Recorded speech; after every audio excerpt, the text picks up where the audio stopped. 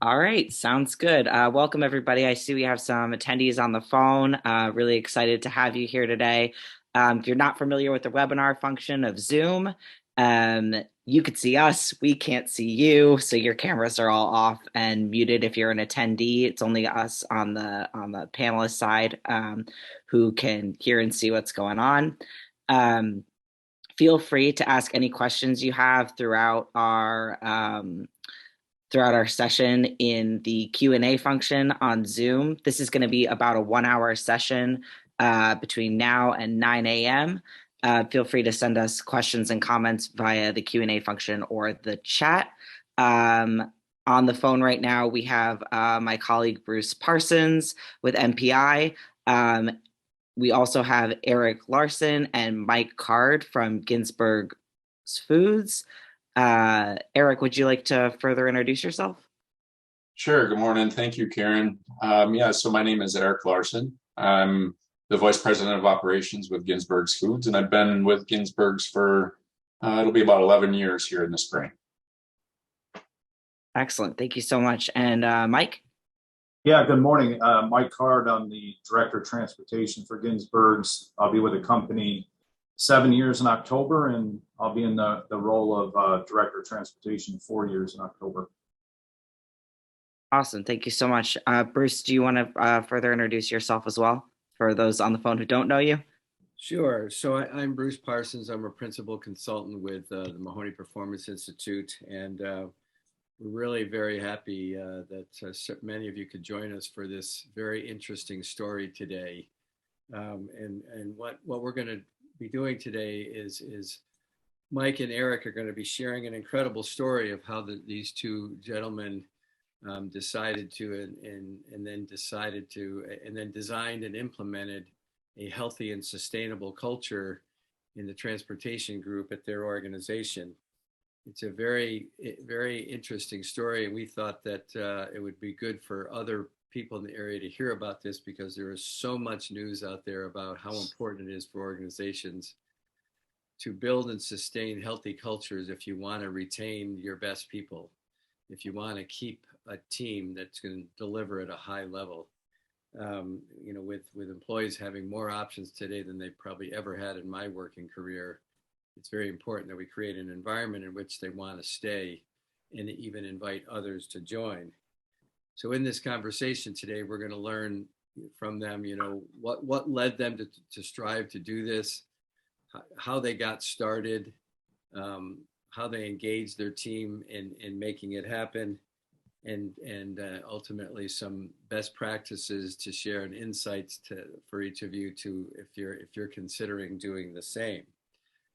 So we're going to go in a roundtable kind of format for about 40 minutes, and then we're going to open it up to questions that we will answer that you, as Kieran said, that you place in the chat or the Q&A function in this Zoom technology. We'll be capturing them throughout, and then we'll leave about the last 10 plus minutes to answer questions you offer up during the conversation. So we welcome you doing so. It probably will generate some questions or desires for clarifications. And please feel free to put them in there. This is all about serving all of you really well and getting the most out of the time you're choosing to spend here with us this morning. So with that, let's get started with what Eric called the tipping point. So Eric, you mentioned to us in planning for this event that your transportation group had reached what you called a tipping point back in 2018 when circumstances were present that served as a catalyst for your decision to make something different happen for your organization's culture. Could you share with us what some of these circumstances were? Sure, Bruce. Thank you. So really to kick us off, I want to try to paint a picture of what we were dealing with at the time. And like Bruce said, in 2018, our transportation department was really at a tipping point, and most of that was due to poor leadership. The morale on the team was not good at all at the time. We had a leader in place that was really a micromanager. And as a leader of a team of roughly 75 people, that leader really hadn't built trust in the team. They also didn't do a very good job in developing their team, which included their supervisors and their team leaders. So ultimately, what ended up happening with that was the leaders, the supervisors, and the team leaders were really unable to make daily decisions without first clearing them through their manager. And you can imagine what kind of challenges came from that. And the team just didn't feel empowered. And there was, quite frankly, a complete lack of respect. And this also led to a level of fear if a mistake was to be made. So as you can imagine, it led to issues with service, retention, also led to inconsistencies in the performance of our team. And ultimately, this all led to a point where our team members were questioning whether to stay with Ginsberg's. And we started losing good people at a fairly rapid pace. Because of all of this, we realized that the existing leader was just not able to lead through the changes that were going to be necessary to really course correct the culture. And at that point, we knew it was time for a change. And that was really the catalyst behind committing to the change and changing the culture and the turning point with that team. And while, committing to the change in culture was easy to say at the time, it certainly is far more difficult for us to execute. But nevertheless, this was the point in time that we committed to correcting the culture by putting in the effort in really a methodical, disciplined way over a period of time. All right, very good. So once you realized you needed to make and take some purposeful and intentional action, we understand that you and Mike then created a high-level approach and plan for how to carry out your decision to shift the culture. Can you let us know what were some of the essential elements of your original plan? Sure. So we've done our best here to try to lay out the various stages throughout our journey and share how we've evolved and improved along the way. We certainly were met with some stumbling blocks along the way. But all along through this journey, we've stayed true to our core. And Mike's going to go through in a lot more detail these 6 stages here. But from a high level, obviously with the situation we were in, a leadership change was necessary. And with the strong leadership background and proven success that Mike had, it was a logical move to shift Mike from his role as a warehouse manager over into the director of transportation position. So that was probably the biggest move initially, was getting the right leadership in the right place. But from there, we started to conduct a comprehensive current state evaluation of the department. We were able to, through that process, we were able to start to identify what got us to that point, both good and bad.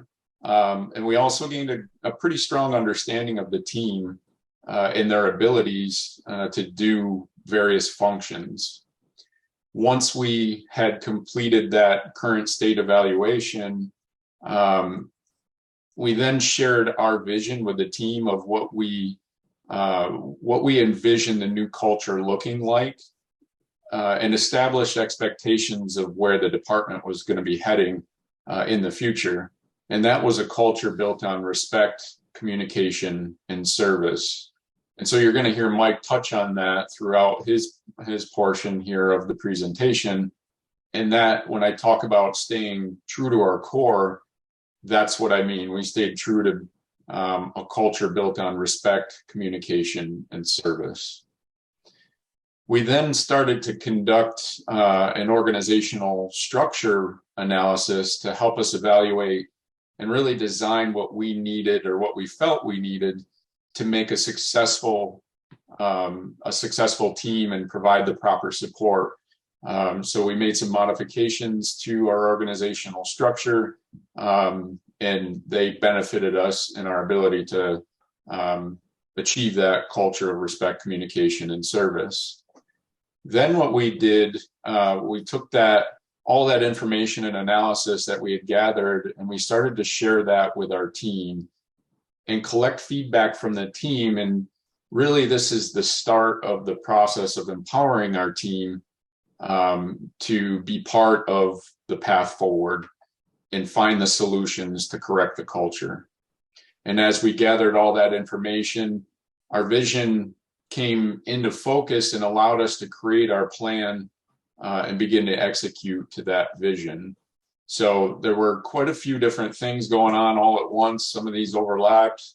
Some were just, straight up analysis of the business. And then we took all of that and put it into a plan and began to execute that. Again, staying very methodical and disciplined in our approach.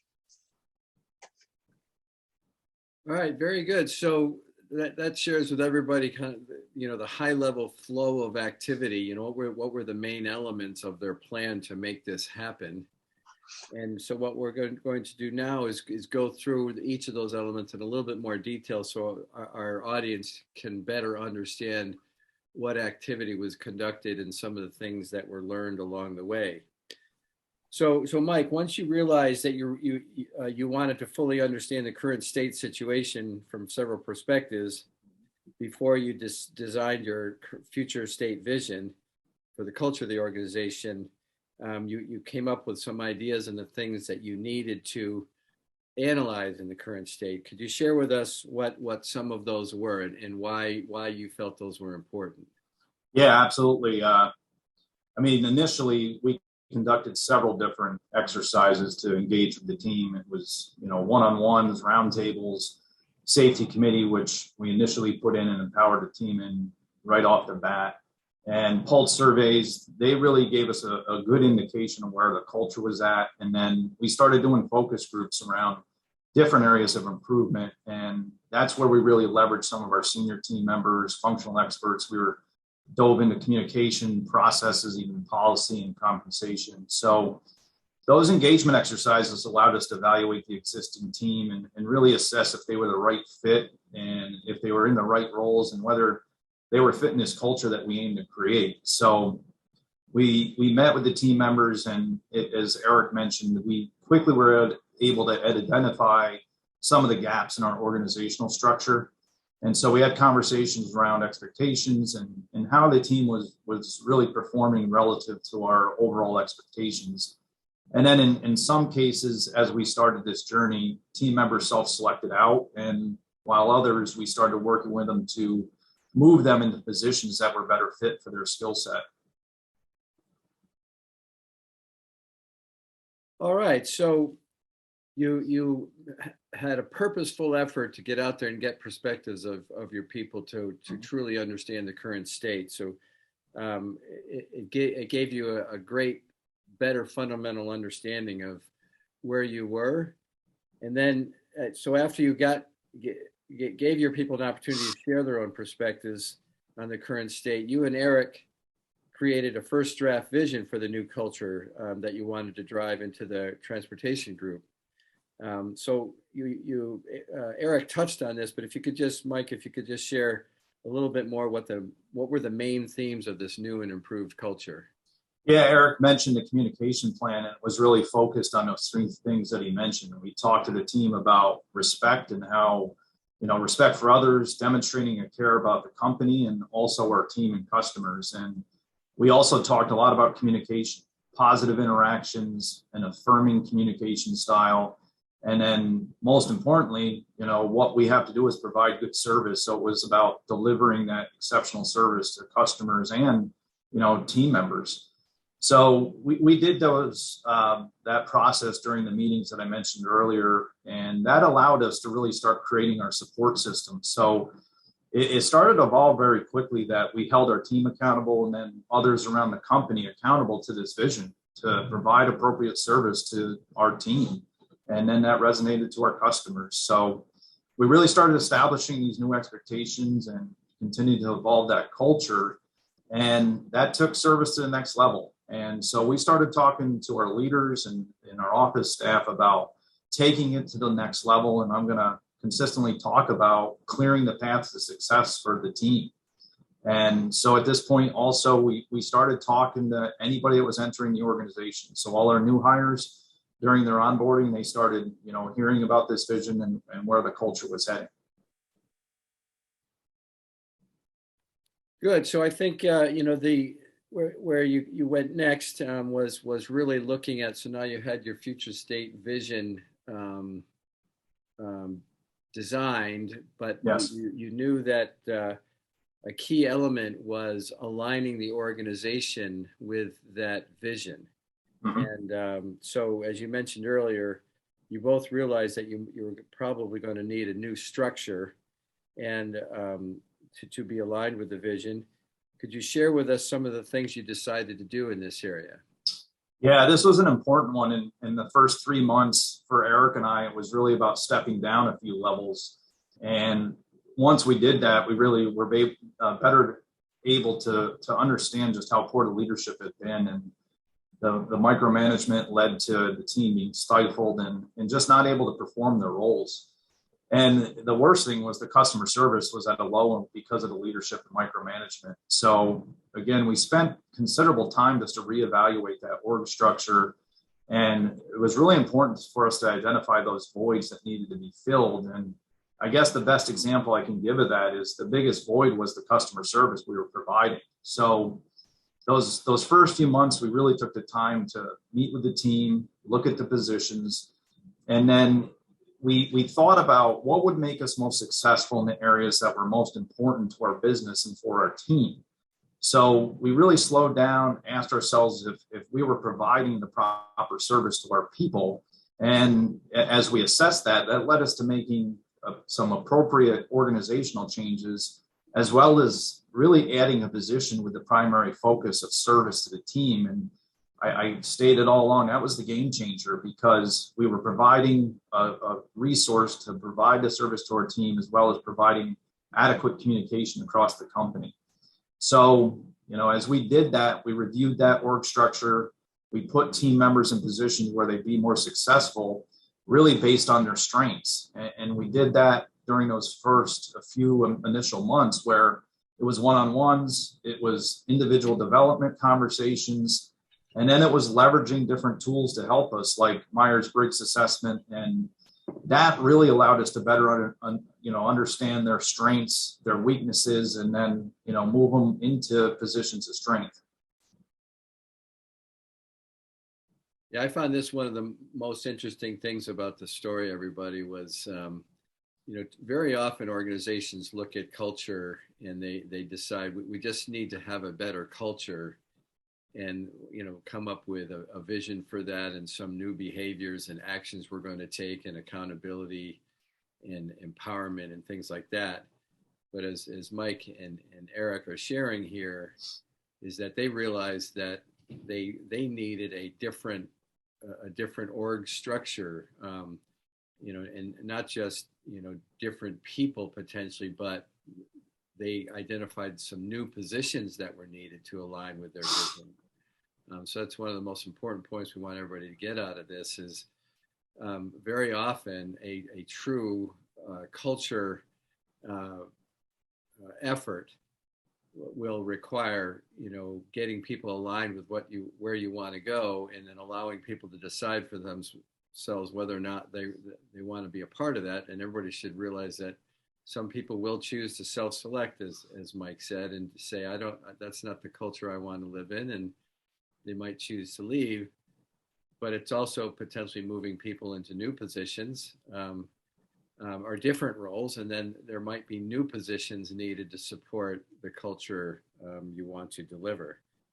So very good. So then, Mike, once you had determined the new org structure, you and Eric knew that you wanted to powerfully communicate your vision for the culture and educate all the stakeholders what this new culture would look like.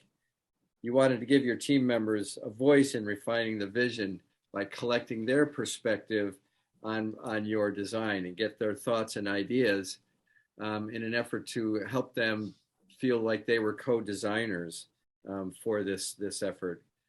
Could you share with us some of the things you did to collect feedback and get their perspective? Yeah, I'll start with, really why we did this. And the initial reason why was the team was stifled, as I mentioned, and they were just demotivated. So we had very tenured team members that were just not listened to. And they had the answers to a lot of our opportunities, but no one was asking them for the input. So we immediately changed that to provide the team a voice. And that was through several processes where we were empowering them in the changes, listening to their experience, and most importantly, just tapping into that functional expertise. So, as I mentioned, those one-on-ones, there were set agendas where we wanted to definitely get the team involved. The safety committee was powerful right off the bat. The team was empowered to drive the agenda. They were telling us the things that we needed to fix and discuss, and they really helped us to improve safety at our customer locations. And they created actions around our training to help us with, lowering the trend of auto accidents and injuries. And the Pulse surveys, they did a great job of telling us honest feedback. And, that from there, we created some of the action items and posted our progress and really just, you got to confess your sins through that process and work with the team to fix it. And then during our annual reviews, we do a survey. We sat with the employees, went through those surveys. And I think most importantly is we defined action plans out of those. So again, if they had identified opportunities, we were keeping them abreast on what we were doing and the progress around those actions. So the planning and the execution piece was we replaced those team members that just, didn't fit the culture or added no value to the organization, as I said. And we started to really make some tough decisions, remove employees. And, if they weren't team players and didn't meet the vision we established, then, they were removed. And I think most importantly, we also repositioned our management. So, there was an open door policy. We ensured that they understood we were there for support.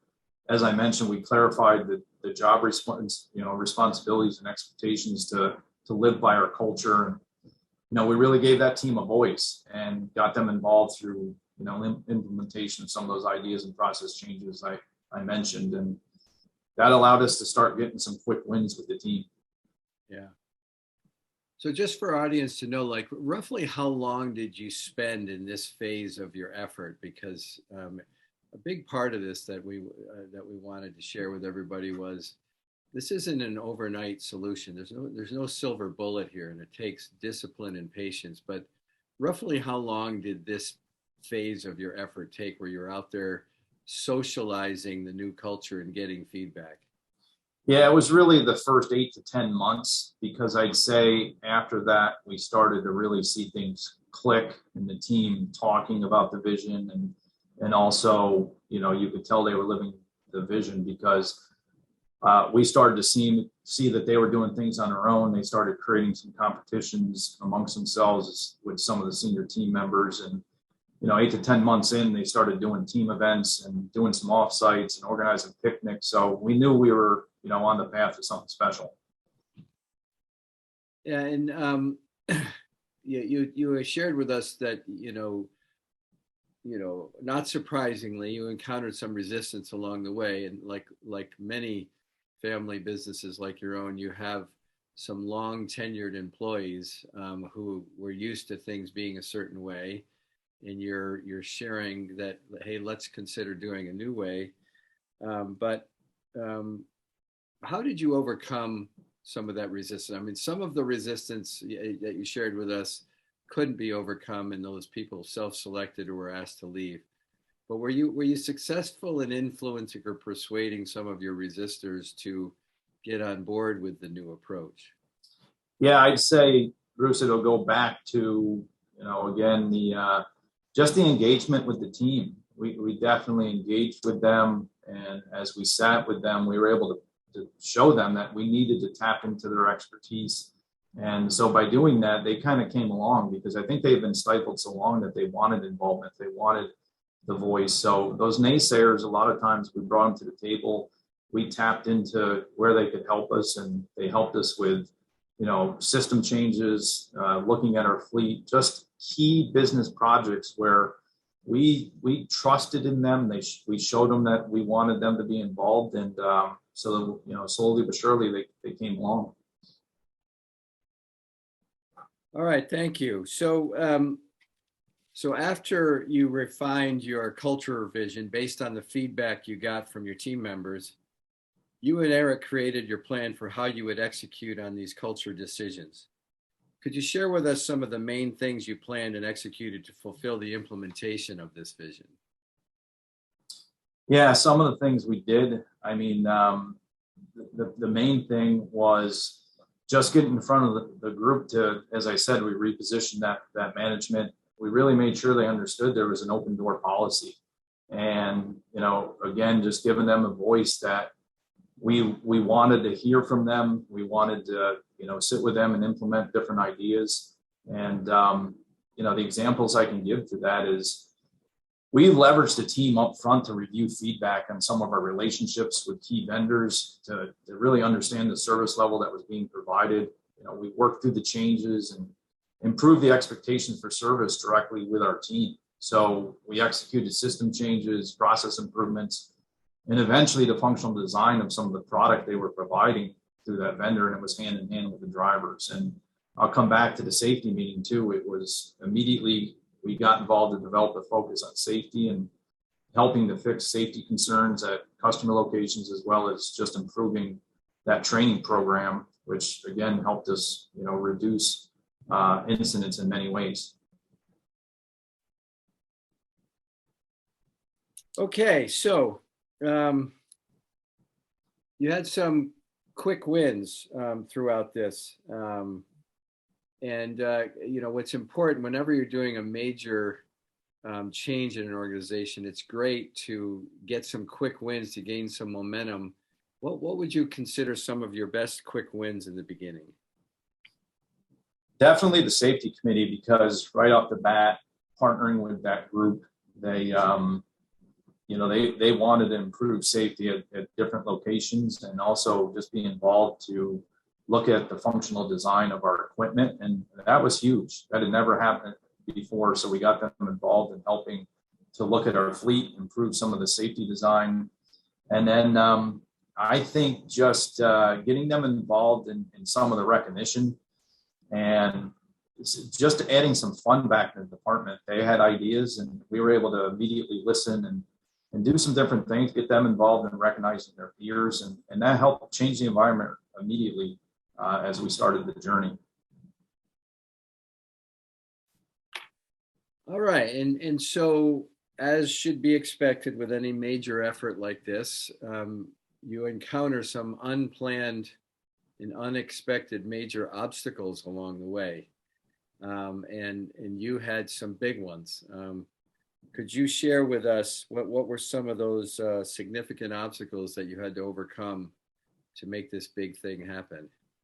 Yeah, sure. I think the one that everybody can relate to is, we were in a really good place. We were properly staffed. It was going well, and then COVID hit. So I'm sure everybody can relate that immediately it had major impacts to your business. And so I think for us, we kept looking at a lot of bad comes definitely a lot of good.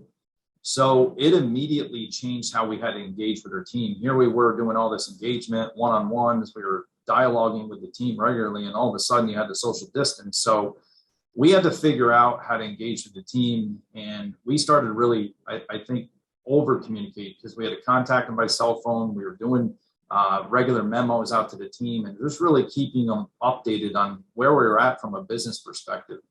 And then I keep coming back to our safety meetings, but the management team did a great job of getting creative. And we started holding our safety meetings in the parking lot.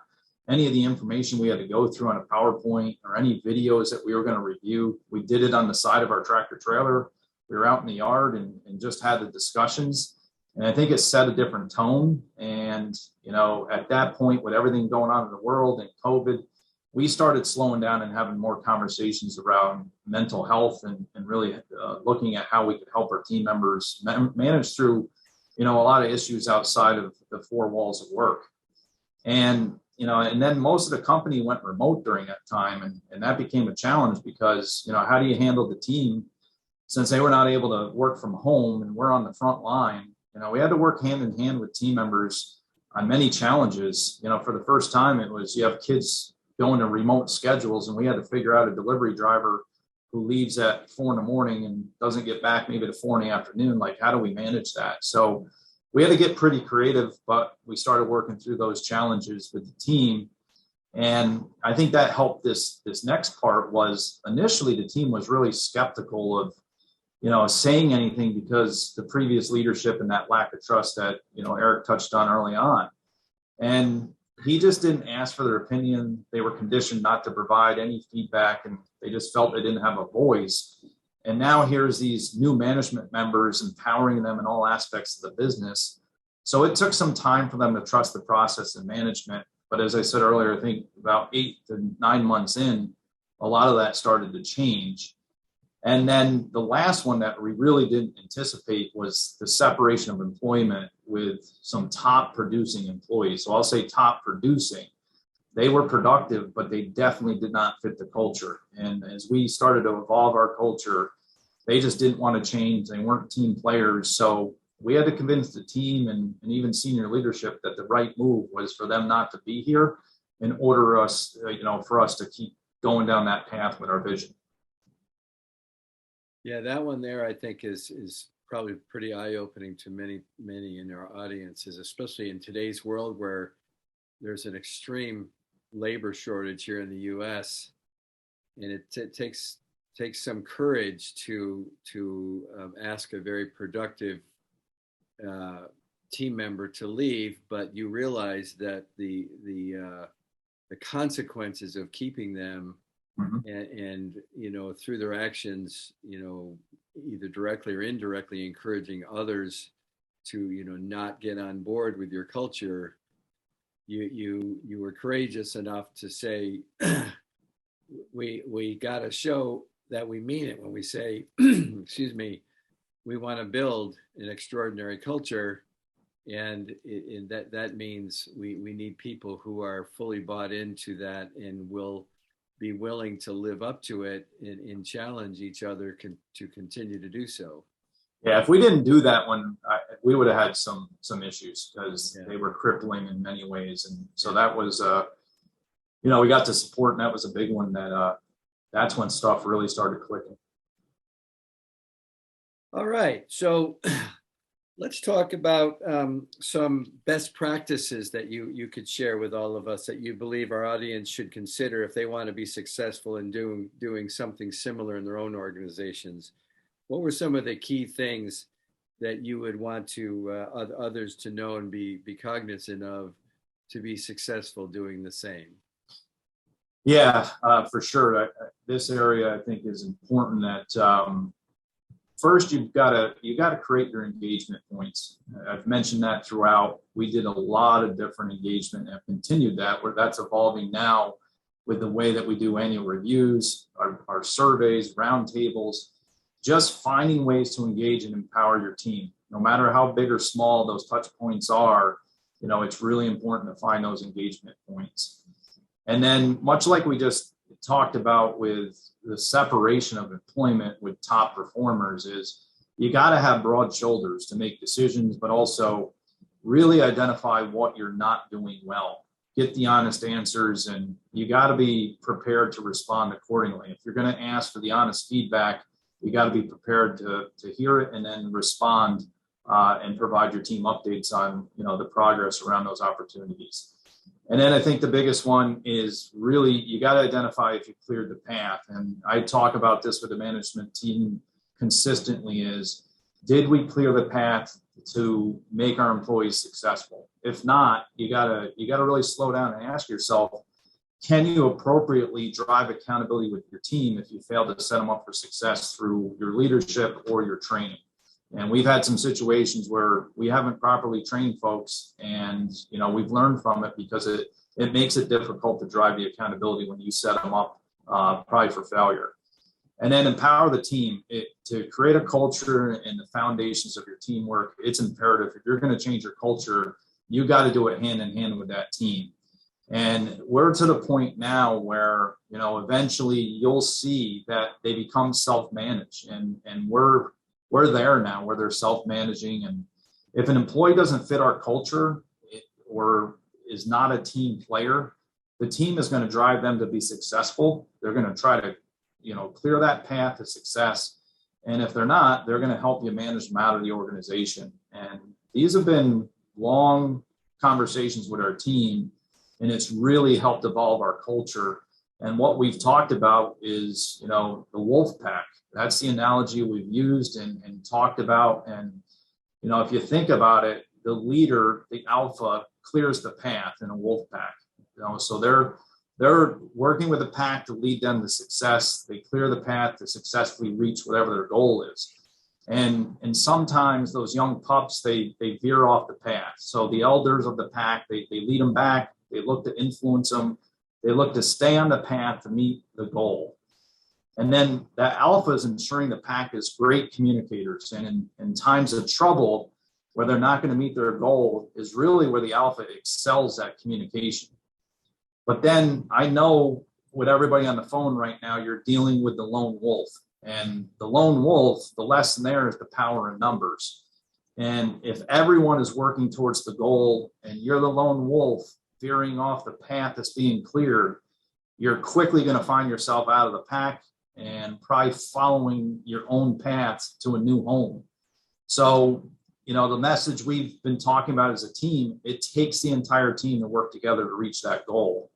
And most importantly, the last point is that alpha doesn't hesitate to change directions. If the team isn't going to meet the goal, that alpha redirects, redefines that path, and then leads the pack. And we've been using that analogy regularly, and it's really helped us manage. Those lone wolves don't last long in our culture.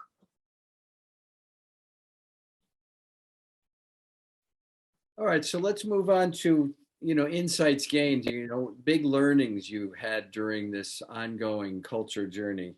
So Mike and Eric, could you share some of the important insights you gained and things you learned as you planned and executed on your culture aspirations at Ginsberg's Foods?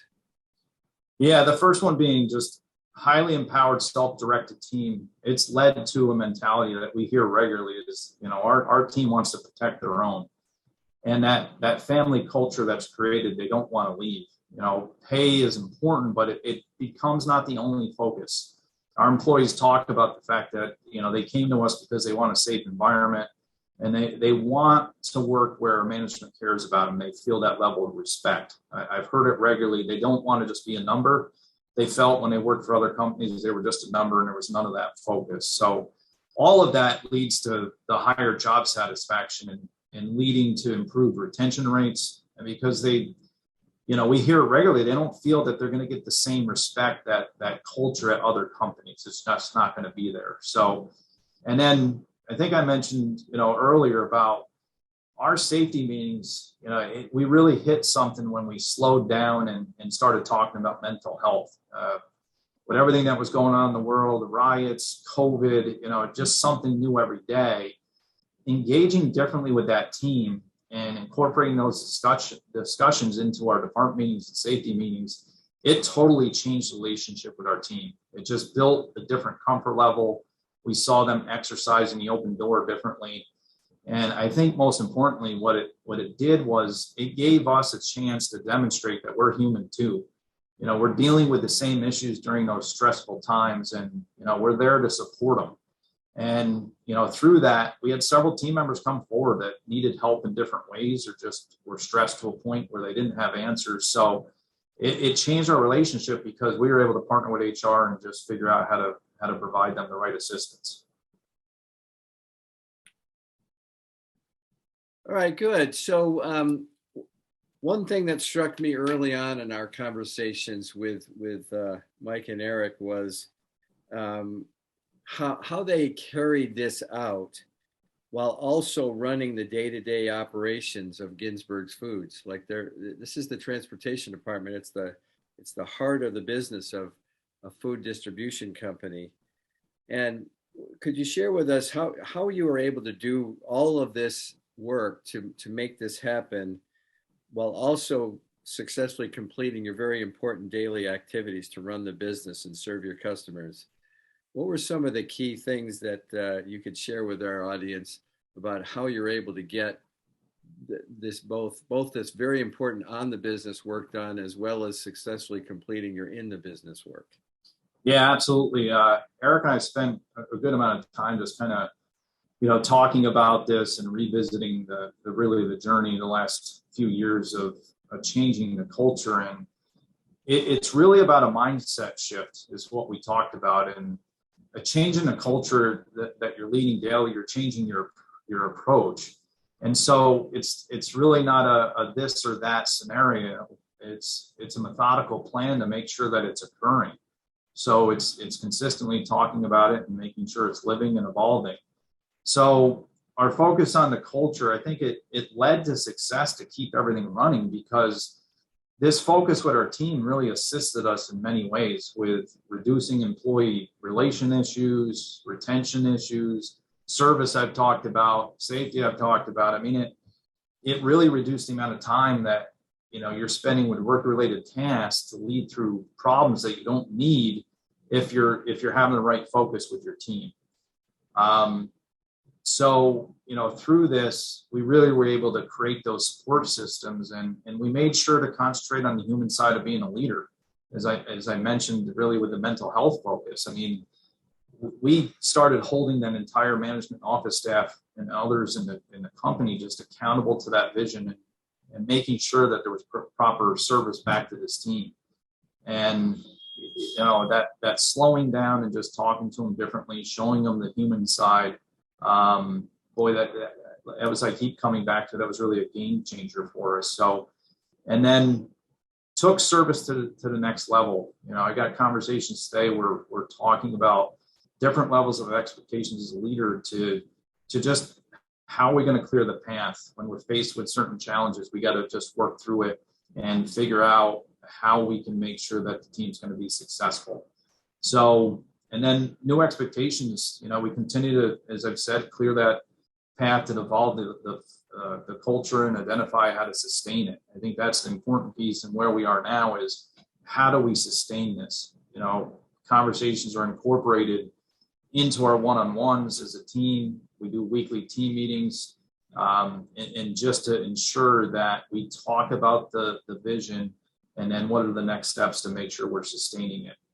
And I mentioned early on, one of those big things is anybody that's coming into the door now into transportation, during orientation, during onboarding in week one, those expectations and that training are established around the culture. And that's evolved. I think each time we do that, we're adding different talking points to really make sure that the team knows, this is the culture and this is what we live by. And, listened and just involved the team in those major changes. So that helped us, because I think in several cases, we didn't have the answers. We weren't the functional experts. The piece I mentioned about working with a vendor and changing the service, changing the functional design of our tractors and trailers. I mean, we're not the functional experts. The guys doing it every day, by partnering with them, that just changed the whole level of engagement with our team. And lastly, the other thing is this expanded just beyond our team. And through this journey, we even, partnered with our vendor partners and that team that has to support, our team. And we instilled this right through them. And that's really helped us reduce some of the problems there too. And we treat them like their team members and very transparent with those relationships. And we definitely receive better service from our vendors as a result, because, we approach them the same way I've talked about with this culture and vision. All right, very good. So that's the story we wanted to tell our audience today. And now what we'd like to do is answer some of the questions that the audience has raised during this conversation. So Kieran, you want to go ahead and read the first question that was raised here? Absolutely. So how difficult was it for the team to realize that increased compensation doesn't necessarily create good culture, but good culture and customer service can result in higher compensation? Yeah, I mean, it's an excellent question, and we've had to have a lot of conversations around that. We've partnered with our team to look at compensation and make sure we're fair in our approach and staying, I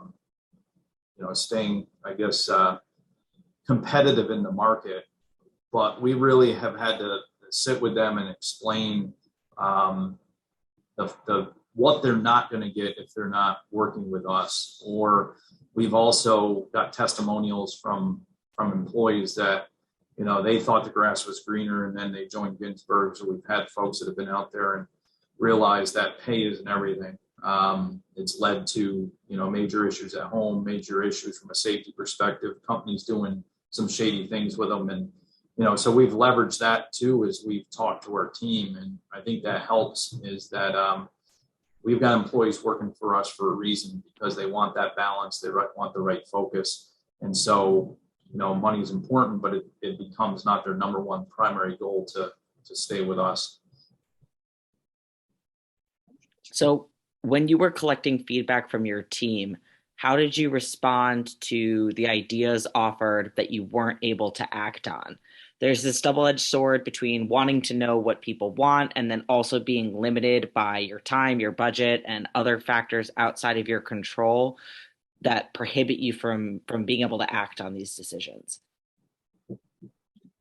So, Kieran, it's a good question, and we continue to work through that even 3 years later, because there are times where we may not be able to move in the direction that a team member may present to us as a solution. But all along, as part of these discussions, we've always been very open and transparent with the team on what our barriers are.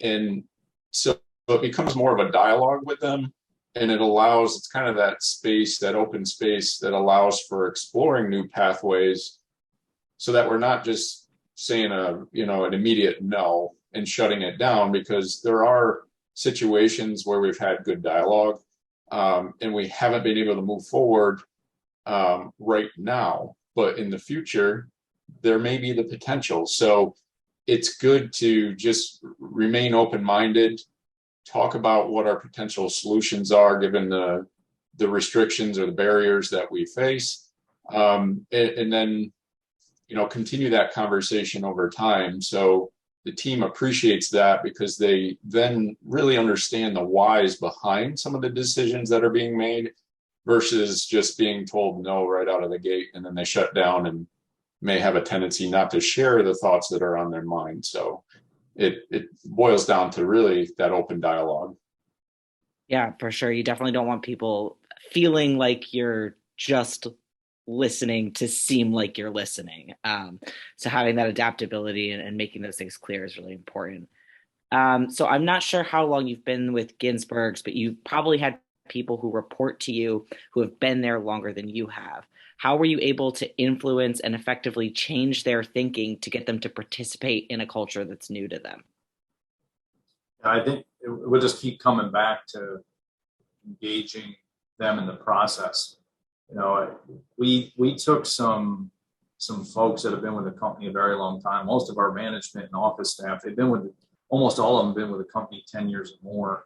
Our router's been with the company more than 30 years. And so we really got them involved in some pretty big tasks, as I mentioned. We got the drivers involved in several different processes and functional design, but we also made some other major changes, like we implemented new camera systems, we implemented a new routing system.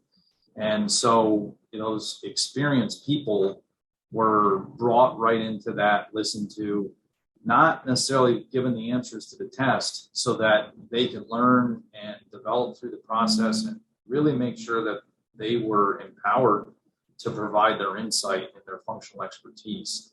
And by doing that immediately, it's kind of what they were looking for.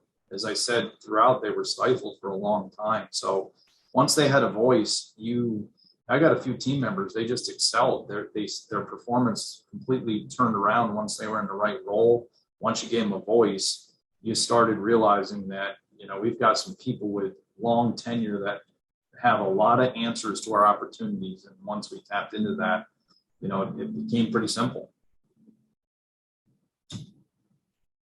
All right, I'd like to ask one, Mike and Eric. I was meeting with a client in the last week, and I was sharing with her what we were doing today, and she was able to register, but something came up and could not attend today. And she asked me to ask this question.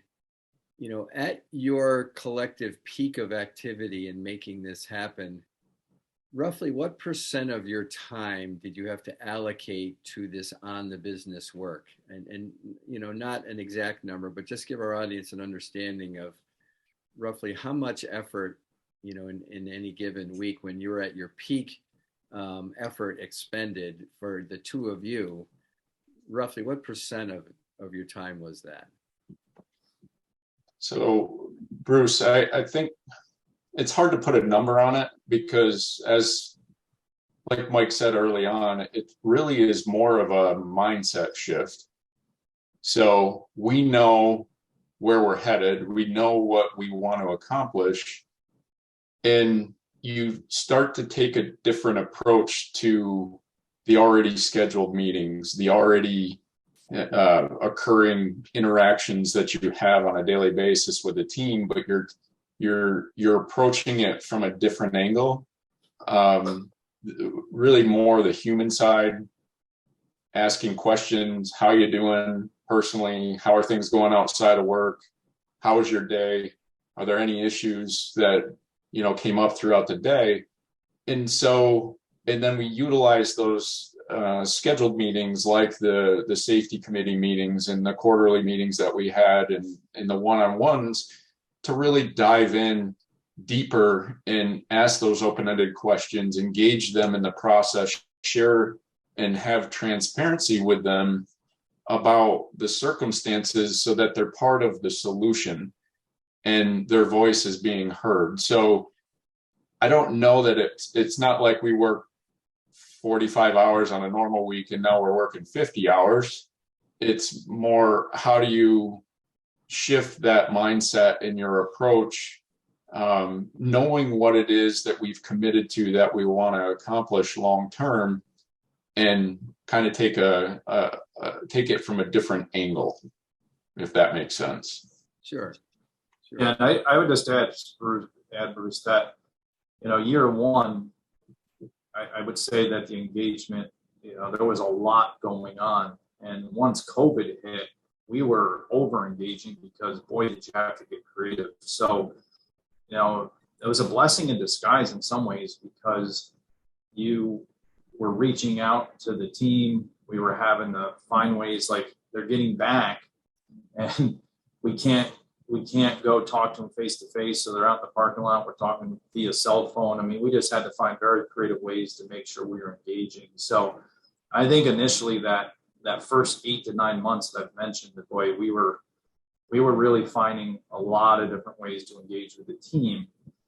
But to Eric's point, then it's just become, a lot of those processes now occur regularly. So it's just now a part of that work schedule that we're managing on a weekly basis. We just make sure that those different exercises are occurring. And Bruce, if I may, kind of the evolution of this, it's been exciting to watch. It's certainly, like I mentioned early on, it's a commitment and it's a lot of work to get that culture to change. But now we're in a position where, quite honestly, Mike and I and the leadership team in transportation, they're somewhat uncharted waters for us. And we have to continue that trend of being transparent in the conversations. They're evolving. And we're at a point now where we have some of our tenured drivers that are holding meetings with their teams that they've put together. And we're in the room with them. We're there kind of facilitating the meeting happening. But those drivers, those tenured drivers with the experience, are the ones that are leading the conversations. And so that's unlike situations we've encountered in the past. So we're learning as we go along too. And it's been interesting to watch, and it's continuing to evolve, but it also brings a lot more accountability back to us as the leadership team that we need to keep this thing rolling, because we don't want to let the team down. And we don't want them to feel like we're not listening at some point, because we don't want to end up in a position where we came from. Right. All right. Karen, let's close it up with some takeaways. Yeah, for sure. So Eric, Mike, what would you say is one key takeaway or piece of advice that's tangible, people can implement this immediately, that you want the audience to take out of this discussion? So I'll start with, I guess I mentioned this right early on. If you're going to take this approach, it's not just changing some processes and things like that. It truly is a commitment to correcting the culture. And it's going to require a lot of effort in a methodical way. You have to be very disciplined with it, and it's going to take time. It's not going to come easy, but like I just mentioned, it's going to be very rewarding as you see the progression of it. It's interesting, it's changing and evolving over time, but it definitely takes that true commitment to do that hard work. And you're going to have stumbles along the way, but you pick yourself back up and you keep plugging away at it, maintaining that disciplined approach.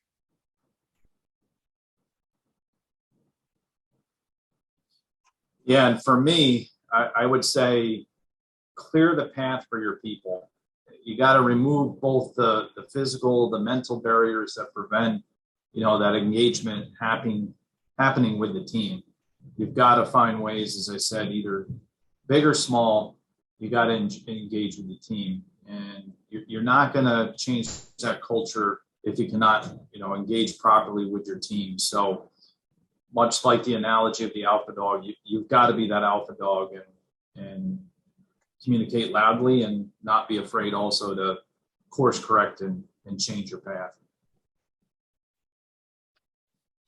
Thanks so much to both of you. I really appreciate your insight at the end of this. And I appreciate everybody for hopping on the call today, listening to this story. Hopefully you got as much out of it as Bruce and I did listening to this story. You're going to receive some items as follow-up. Tomorrow, you'll be receiving an email from Rachel Behar, who's our normal facilitator on these calls, with a link to the recording to this session, as well as a worksheet with ideas and questions that you can use to explore on your own and create your own strategy around this. And also in that email is going to be some contact info for Eric and Mike in case you had questions that didn't get answered here, that we weren't able to put in the chat. Beeps, do you want to close it out? All right. So yeah, everybody, we thank you for your attendance. We hope that you got something out of this. You found some high value in this, and can get a return on your investment of time shared here, and thinking about how you might want to design and carry out an incredible result like Mike and Eric have. Stay connected with us. Feel free to reach out to Eric and Mike. They sincerely welcome, speaking directly with you and answering your specific questions. They're very passionate about this, so please do not feel like you'll be imposing on them. And otherwise, on behalf of MPI, we wish you all the best for a great end of your summer, and look forward to seeing you soon in our next webinar.